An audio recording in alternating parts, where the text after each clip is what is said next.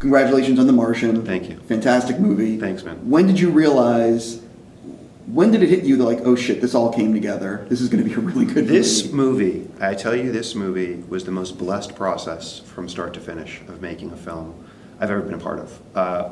I read the book, fell in love with the book. It was a self-published ebook by Andy Weir. Really nobody in the world knew about it. Aditya Sood is one of the producers that works with me, brought it to me. We fell in love with it. I took it into Fox. I gave it to Emma Watts, who's president of production of Fox. She read it. She said, I love it. Let's go get it. So we got it. I called Drew Goddard, who's somebody I was friendly with and always been a huge fan of and wanted to work with, and said, I think you're going to love this. If you want to write it and direct it, say yes. So he read it really quickly, and then he wrote me an email that said, I'm driving around in my car right now, listening to disco music, crying. I have to do this movie. So he said yes. Then he wrote a script very quickly that was the best first draft of any screenplay I've ever read in my life. Not just ones I've been around, but any draft of any screenplay, first draft. And it was so good that the studio said, okay, we're going to make the movie. Who do you want to go to? So we were like, the best person for the part, we always felt from the book on, was Matt Damon to play Mark Watney.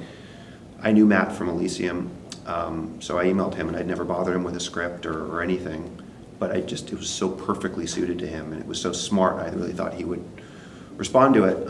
So I emailed him saying, haven't bothered you with anything, but I have the script, it's beautiful. When you get a chance, read it. He said, sure, send it to me. That was like a Thursday. On Sunday morning, I remember exactly where I was, because I was shooting Days of Future Past at the time. I was in Montreal, and I was in the Montreal airport, about to fly back to LA, and I got an email from Matt saying, I just read the script. It's amazing. When can I meet Drew? And they had a great meeting. And then the only bump in the road in this entire process, I mean like bump, not even like, pothole, just a tiny little bump, was more than a tiny little bump, was when Drew left the movie as the director. Because Drew was developing Sinister Six as one of the later Spider-Man movies, and Sony decided that they were going to pull it up to being the next Spider-Man movie. So Drew had to make a Sophie's choice between directing Martian and directing Spider-Man, which is a good position to be in. But he grew up a huge Spider-Man fan, and it was like his dream from childhood to work on a Spider-Man movie, and so he chose that, which is fair enough, and he and I had a good conversation about it. And we went about finding a new director, and we ended up with Ridley Scott. So it's like this movie there is something, and I think it comes, I really do believe there's like a spirit or some sort of magic that comes from the book that makes people say yes. And it made Drew say yes, and it made Ridley say yes, because he loved the script from the minute he read it. It made Matt say yes. Every single actor in the movie was our first choice for that part. So it was like, something undeniable about it. And it was a very blessed process of production. Ridley is such a master and consummate professional. He has the whole movie in his head, so you really are just translating what is in his head onto the screen. And came in under budget, under schedule. Ridley likes doing that. Yeah, no, I know, because it's part of being a pro. It's part of like, he takes pride in being a professional, and in sort of not taking anything for granted. And you would think after the amount of movies he's done and the amount of master works he's done, he would feel a certain sense of entitlement, but he doesn't. He's actually a very responsible filmmaker. So he brought the movie in. We were supposed to come out this Thanksgiving, but when we first screened the movie for test audiences, it went so well that we were like, we're going to be ready earlier than we anticipated. So we pulled the movie up by almost 2 months to the beginning of October, which is a better date for us because it's a clearer schedule. Yes. But we never thought we'd be ready, and we were. So it was just, that was the process of making The Martian. By the way, it's never going to be like this again. No, it's never been like that. I've been doing this for 15 years. I've worked on 20 movies. Like, it's never like this. That's why I say there is something, I do believe there's something in the source material, and I don't think it's the concept. It's somewhat the characters, but I think it's like the spirit. There's something about this, the spirit of this piece that is galvanizing. Totally agree. What do I need to do to get Drew to direct a movie soon? Because I am such a huge fan of his work. He's so fucking good, and I need him to make more movies. So what do I need to do to make it happen? If I had the answer for that, he would be directing a movie with me right now. I adore him too. I mean, I love his work and I love him as a person. He's an unbelievable artist, but he is an equally unbelievable human being. I agree. And, you know, and it's true for many of the best filmmakers. He's really picky.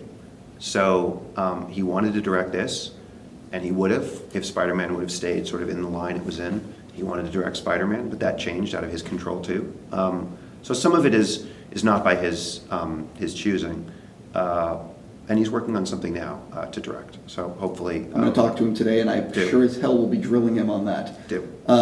What is it like for you now? Because it seems like you must roll into Fox when you pull on the lot, and people must just move out of the way. Like, is it... Because you have your hands in so many things over there, it's sort of like... Do you know what I mean? Do you feel like you're all of a sudden, like, there's a little bit... I'm making a joke, but... No, nobody gets out of my way. I do feel... that we have a good trust, that there is a sense that, you know, it's what you want from a studio, is that as a filmmaker, whether I'm writing or producing, that they trust that more often than not, I will deliver. And sometimes I won't. I mean, there's examples, recent examples where we fail, and hopefully more examples where we succeed. And so there is a sort of like trust. There's a shorthand, which is really nice. I mean, I work at other studios, and I like working at other places too, but there's just a sort of a feeling of family, I guess, in a way, for me at Fox now. I mean, and they have a lot of the same people that have been there for 10, 15 years, and I've been working there for 10 plus years. Sure. So it's mostly about trust. It's not, I don't get better treatment, I don't get a better parking space. Allegedly. I know I don't. But it is, there's a sort of comfort level too. Like I was gone for the last 6-7 months. I was in Montreal making Apocalypse, and really gone. I mean, I was in LA probably 2 or 3 days in total over the last 6-7 months. And I just came back to LA after wrapping a couple weeks ago and drove onto the Fox lot. And I did feel that it was almost like coming home. Like I'd been gone for a long time, and there was I felt sort of relaxed.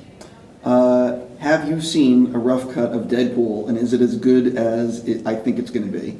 I have seen a rough cut of Deadpool, and it's fantastic. It's a really great movie. Yeah, it delivers on the promise of the trailer. Yeah, I think that Deadpool is going to really surprise people in terms of what they were able to do, because it's not one of those mega budget movies. No. So. Yeah, I mean, one of the things that's so cool about Deadpool is because it's not a mega budget movie compared to, a big mainline X-Men movie, or an Avengers movie or something like that, because we made it on a smaller budget, and we really committed and leaned into it being R-rated. It's just darker and edgier and weirder in the best way, like the Deadpool should be, sure, than any other movie in the genre. So I think, the trailer started to give people an indication of what the tone will be. So for people like you that know the comic and know the voice already, it's like you're relieved and you're like, oh, it is like I want it to be. I think for a mainstream audience, what we got, which was great, was this sort of shock of what the fuck is that? Yeah. And like I want to see that because it looks different. And it is. I think it's going to be a huge hit. So I have to ask you, yeah. All the buzz I'm hearing is how good it is. I hear the studio is super happy with it. Mm-hmm. So when are they, is it going to be one of these things where we hear about a sequel release date sooner rather than later, because they sort of know, oh, wait a minute, this is going to be good? I honestly don't know. I mean, we certainly are talking about the sequel. We were talking about the sequel while we were making the movie, just because when you make a film like this that's from a serialized, source material, you hope that it's the first of many, and we still hope that. I'm pretty Jewish and neurotic, so like I actually don't like to declare anything until like it's actually past the moment where you have to declare. So I don't take anything for granted, and we still have work to do on the movie, obviously, because it doesn't come out for many months. But yeah, they're feeling good about it. We're all feeling really proud of it. So hopefully, before it comes out, we will, be well into the process of figuring out a sequel. Tim has hinted, and I think Rob, like everyone involved really wants to do Cable in the sequel. So are you, in the back of your brain, are you talking, is that something that's come up with Cable? It's certainly come up because he's such a big character in the world, and it's a character that I've actually always wanted to do in one form or another. We talked about Cable actually in Days of Future Past at one point. But yeah, we're in such the early stages of any sort of sequel talk. It would be genuinely premature for me to say whether or not he was going to be in it. Sure. I got to wrap with you really soon, which sucks. Yeah.